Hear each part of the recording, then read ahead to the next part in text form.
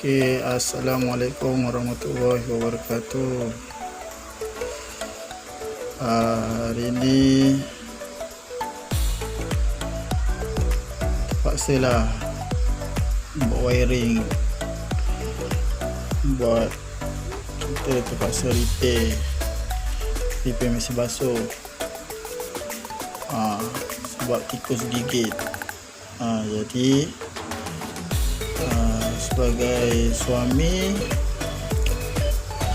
nak hantar kedai mahal kan, jadi kita buat sendirilah.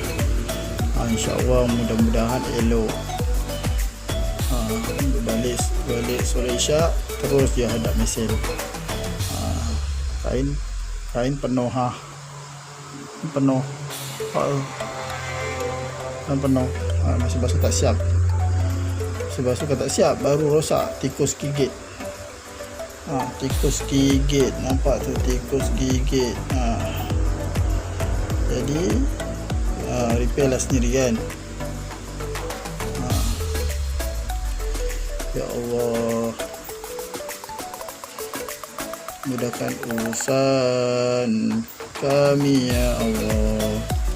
Okay, bye. Assalamualaikum. Setelah dah masukkan wiring tadi, dah tutup habis semua. Okay, semua dah masuk, pipe semua, air semua dah settle. Okay, kita try on ya.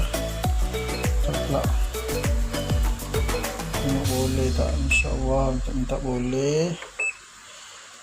Tengok tadi air tak boleh keluar sebab wiring putus. Sekarang alhamdulillah, senang saja, DIY saja. Sekarang air dah berfungsi dengan baik sekali. Alhamdulillah, syukur kepada Allah SWT. Dekat buat wiring, alhamdulillah.